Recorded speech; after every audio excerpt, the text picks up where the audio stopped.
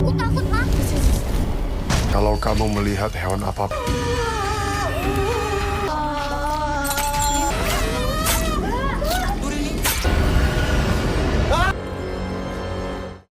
Selamat datang di Cerita Film ID. Gimana kabar kalian? Semoga kalian sehat selalu. Kali ini Mimin akan membahas alur cerita film Sihir Pelakor 2025. Film menceritakan tentang perjalanan hidup keluarga Vita yang mengalami gangguan gaib. Mulai dari ayahnya yang terkena sihir dari seorang perempuan, ibunya terkena gangguan gaib hari demi hari, dan sampai mengancam nyawa mereka. Film ini diperankan oleh Marcella Zalianty sebagai Jumiati, Neona Ayu sebagai Vita, Fathir Muchtar sebagai Edi, dan Asmara Abigail sebagai Rini. Sebelumnya silakan klik tombol like-nya kalau suka dengan video ini dan subscribe biar nggak ketinggalan video baru dari channel ini. Oke, langsung aja kita ke alur ceritanya. Cerita berawal di tahun 2001. Perkenalkan, dua anak ini bernama Vita dan adiknya yang bernama Dwi menyambut papanya bernama Edi tiba di rumah. Serta ibunya Vita bernama Jumiati yang memiliki usaha salon kecantikan. Makasih. Keseruan Vita yang tengah asyik masak ikan, dia diajari oleh ayahnya dan berjanji akan memasakkan ayahnya dikala dia sudah besar. Janji. Malam harinya mereka bersiap untuk makan malam, disusul oleh ibu Vita yang baru saja datang selesai kerja. Dia malah dicuekin sama anak-anaknya. Dia merasa kalau anaknya marah dan kesal kepada ibunya karena kurangnya kasih perhatian disebabkan Jumiati yang sibuk mengurus salon. Kenapa? lihat aku dulu. Besoknya, Vita kesal dan menggerutu karena harus mengantar adiknya pergi ke pertandingan sepak bola. Akhirnya dia mau mengantar Dwi berkat nasihat dari ayahnya. Beralih ke salon Jumiati yang ramai oleh pengunjung. Diiringi canda dan tawa dari karyawan salon dengan para pengunjung. Di lapangan sepak bola, tiba-tiba Vita yang merasa sakit perut, dia berpamitan kepada adiknya untuk pulang ke rumah. Saat tiba di rumah, terdengar suara desahan seorang perempuan dari dalam kamar. Vita yang diam-diam mencoba membuka pintu kamar, ternyata astagfirullahalazim. Dia sangat terkejut melihat ayahnya sedang bercocok tanam dengan seorang wanita. Sontak dia langsung pergi dan dihampiri oleh ayahnya yang bilang jangan sampai ibunya tahu tentang kejadian tersebut. Barulah film Sihir Pelakor dimulai. Beralih di tahun 2002, kini ayahnya Vita berpamitan pergi dinas keluar kota kepada Jumiati dan Dwi. Mereka tidak tahu akan kelakuan ayahnya selama ini dan Vita yang memendam semua rahasia ayahnya. Singkat cerita, waktu berlalu semakin lama. Vita sudah naik kelas dan adiknya Dwi telah berulang tahun. Suatu hari, Bu Jumiati ditanyai oleh tetangga sebelahnya tentang kabar suaminya kenapa sampai sekarang belum juga kelihatan. Namun Bu Jumiati hanya bilang bahwa sedang dinas di luar kota dan kemungkinan minggu depan sudah pulang. Beralih ke mereka berdua yang sedang berkunjung ke salon ibunya, sesaat berpapasan dengan seorang perempuan yang ternyata perempuan tersebut adalah selingkuhan ayahnya di awal cerita. Saat malam hari, Vita yang melamun tiba-tiba mendengar suara dari kamar ayahnya. Setelah dilihat, ternyata tidak ada siapa-siapa. Dilanjut dia melihat sosok perempuan di luar rumah, dikira ibunya. Dia mencoba melihat dan ternyata ibunya sedang duduk di atas pohon. Seketika Vita berteriak meminta tolong kepada ayahnya yang hanya diam diri di samping selingkuhannya, dan ternyata itu hanyalah mimpi Vita. Suatu hari, tetangga yang sama datang di rumah Bu Jumiati dan bilang mengenai suaminya bahwa ternyata Pak Edi sudah pergi selama 1,5 tahun, mulai dari Februari 2002 dan sampai sekarang sudah Agustus 2003. Anehnya, mereka semua tidak sadar akan hal tersebut. Mereka semua seperti terkena sebuah sihir.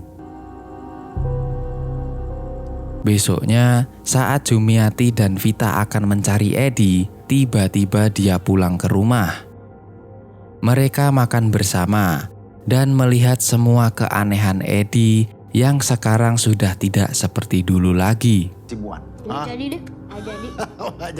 Edi yang sedang sibuk di dalam kamar ditanya oleh istrinya tentang selama ini kenapa dia tidak pulang dan di mana dia berada.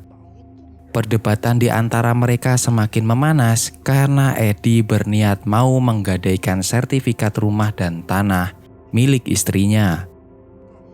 Sontak istrinya tidak mau dan Edi langsung pergi meninggalkan mereka lagi. Lebih mirisnya lagi, saat Edi diberi makanan oleh Vita, justru makanannya dibuang dan tak peduli dengan Vita. Bu Jumiati diberi saran oleh tetangganya kalau dia sebaiknya segera mencari tahu apa yang sebenarnya terjadi dan mencoba meminta bantuan kepada seorang ustadz bernama Ahmad. Setelah ini mama mau ke Pak Ustadz. Malam harinya, Vita dan ibunya datang menemui Ustadz Ahmad dan terjawablah semuanya bahwa suami Bu Jumiati sudah terkena sebuah sihir. Sihir yang bernama Sabdo Pandito Ratu, sebuah sihir kuno tingkat tinggi untuk memikat seseorang. Karena itulah, suami Bu Jumiati sudah tidak mengenali keluarganya dan justru semakin membenci mereka. Ustadz Ahmad memberikan arahan agar berikhtiar dan berdoa kepada Allah Subhanahu wa Ta'ala. Sebagai sebaik-baik tempat. Besoknya, saat Bu Jumiati sedang bekerja, dia merasa kepanasan dan tidak enak badan. Lebih parahnya lagi, usaha salonnya semakin sepi pengunjung. Dibantu oleh karyawannya yang memberitahu bahwa selalu ada tanah kuburan di depan pintu. Datang ke Ustadz Ahmad, dia menjelaskan bahwa tanah kuburan yang ada di salon Bu Jumiati berasal dari suaminya sendiri. Kemudian malam harinya, Bu Jumiati diam-diam memergoki suaminya yang sedang menaburkan tanah kuburan di depan salon. Berusaha mengejar suaminya, ternyata dia tidak sendirian, melainkan ditemani selingkuhannya bernama Ririn. Dengan usahanya, Bu Jumiati datang ke tempat kerja suaminya untuk menemui kepala kantor dan dijelaskan kalau secara data istri Pak Edi telah meninggal dan Pak Edi sudah menikah kembali 1 tahun yang lalu. Saya masih istri sah. Karena rasa kesal, dia segera mengejar suaminya dan terjadilah perdebatan di antara mereka. Bu Jumiati memberitahu bahwa sekarang dia harus membanting tulang untuk anaknya, sedangkan usahanya malah diganggu oleh suaminya sendiri. Namun suaminya tak peduli dan pergi begitu saja. Malam harinya, diperlihatkan Edi bersama Ririn dengan bantuan Simbok sedang melakukan negosiasi dengan sosok ratu gaib. Mereka meminta agar diberi kekayaan dari istrinya dan bisa menjadi milik Edi serta bisa mendapatkan sebuah jabatan. Untuk memenuhi keinginan tersebut, Ratu meminta sebuah tumbal dari orang terdekat Edi. Saya siap. Besok malamnya, mereka semua mengalami keanehan. Mulai dari Dwi yang kehilangan baju bolanya, Vita juga kehilangan beberapa tali rambut, serta ibunya yang tiba-tiba mencium bau busuk di dalam rumah.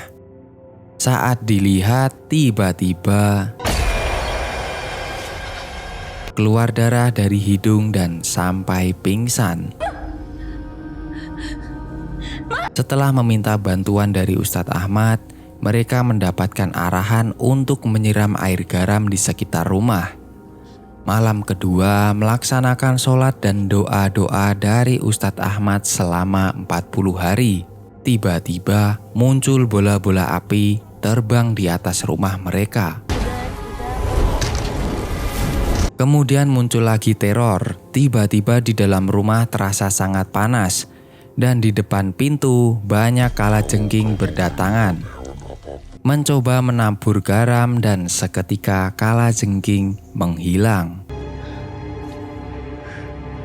Berlanjut ke Bu Jumiati, tiba-tiba muntah dan mengeluarkan rambut dari dalam mulutnya.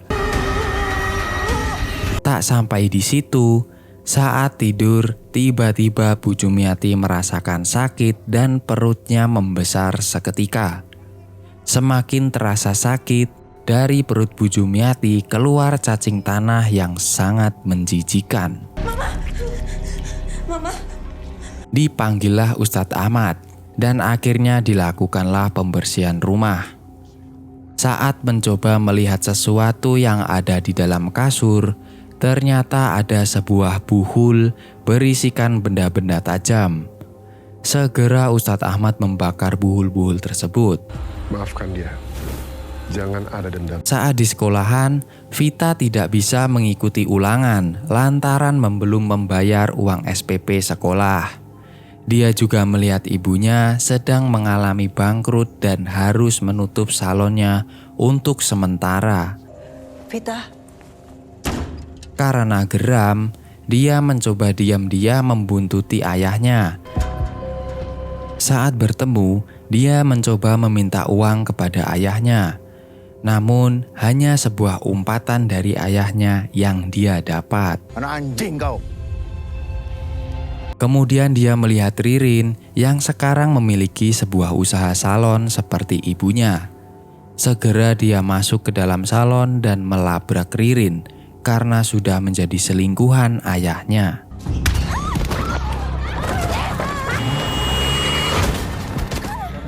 Saat tiba di rumah, Vita ditanya oleh ibunya dan melihat luka ada di tangan Vita. Seketika dia dipeluk oleh ibunya dan bilang bahwa jangan lagi mencari ayahnya. Karena sudah mendesak, kini perhiasan Bu Jumiati harus dijual untuk memenuhi kebutuhan. Saat itu, dia juga melihat Ririn sedang belanja dan pergi ke sebuah tempat. Diam-diam mencoba membuntuti dari belakang, mencoba memberanikan diri dan bilang kepada Ririn, kalau silahkan ambil saja suaminya dan jangan pernah mengganggu keluarganya lagi. Kemudian Ririn pergi dengan membawa seekor kambing berwarna hitam. Malam harinya, Vita saat pergi melewati sebuah jalan, dia diteror oleh hantu kembali.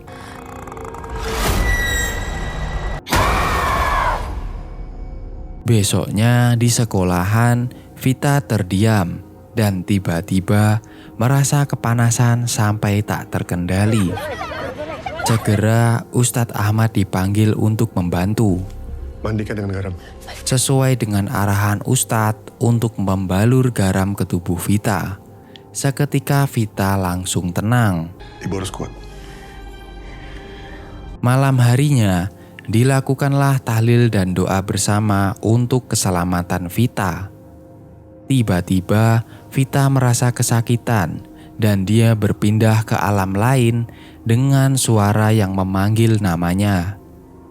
Di lain sisi, ternyata Ririn dan Edi sedang melakukan sebuah ritual untuk menumbalkan Vita sebagai targetnya. pertarungan antara Ririn dan Ustadz Ahmad berlangsung cukup lama. Karena memang kekuatan doa adalah yang terkuat di muka bumi ini, Vita dapat selamat dan tersadar dari ancaman maut. Ustadz Ahmad menjelaskan bahwa semua ini adalah perbuatan suami Bu Jumiati. Dengan izin Allah, keluarga mereka selamat dari sebuah santet. Serta Edi dan Ririn akan mendapatkan pembalasan sesuai dengan apa yang mereka lakukan. Diperlihatkan di dalam kantor, Edi tiba-tiba merasakan kepanasan sampai tanpa sengaja menjatuhkan bolpen ke bawah meja. Saat mencoba untuk mengambil, tiba-tiba lampu mendadak padam. Dan dia diteror oleh Ratu Gaib yang kini menagih janji akan tumbal yang telah mereka janjikan. Mana tumbal yang kau janjikan pada... Kemudian Ririn juga mendapatkan teror dan kini parahnya lagi, dia melukai dirinya sendiri sampai wajahnya hancur.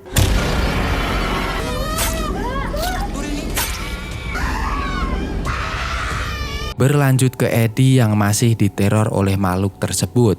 Dia harus terluka karena terjatuh dari tangga dengan kondisi kepala bercucuran darah. 10 tahun telah berlalu. Kini Vita sudah dewasa dan menjadi seorang guru di sebuah TK Harapan Bangsa. Selain itu, Dwi yang tetap melanjutkan karirnya di dunia sepak bola berpamitan dan meminta doa kepada ibunya agar dia menang dalam pertandingan. Sudah, Ma. Vita yang sedang duduk di kantor sekolahan, tiba-tiba dia teringat dengan ayahnya. Karena rasa rindu, dia datang ke sebuah tempat. Ternyata kini ayahnya telah tua dan hidup di sebuah rumah kecil di tempat terpencil. Vita membawakan makanan kesukaan ayahnya yang dulu dia janjikan sewaktu kecil bersama ayahnya. Ini Vita bawain nila kuah kuning. Namun ayahnya hanya memanggil namanya dan mencoba mengingat anak perempuannya. Tiba-tiba ayahnya mengacungkan jari telunjuk sebagai simbol perjanjian kepada Vita di kala dulu. Kemudian bertemu dengan Ririn yang juga berubah menjadi tua.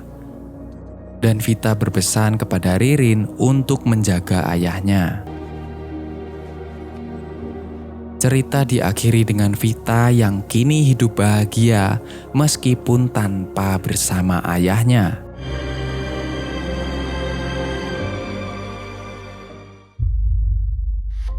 Berakhirlah alur cerita film Sihir Pelakor 2025. Jadi inti ceritanya begini.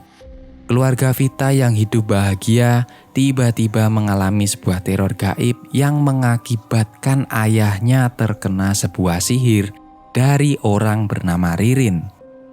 Masalah semakin menjadi ketika Edi dan Ririn mencoba membunuh Vita dan ibunya. Karena usaha dan kekuatan doa, akhirnya Vita dan keluarganya dapat selamat dari maut. Ririn yang kalah akhirnya hidup menyendiri bersama Edi sampai tua. Apa yang kita tabur, itulah yang akan kita tuai, adalah pesan moral yang ada di film ini. Di IMDb, film ini mendapatkan rating sebesar 7,5/10. Namun menurut Cerita Film ID, patut diberi 8,9/10. Karena film ini memiliki sebuah penjiwaan yang begitu dalam, alur yang jelas, diadaptasi dari kisah nyata, dan tentunya memiliki pesan moral yang tinggi. Saya Mas Nonop, terima kasih buat kalian yang telah menonton, dan sampai jumpa di video selanjutnya.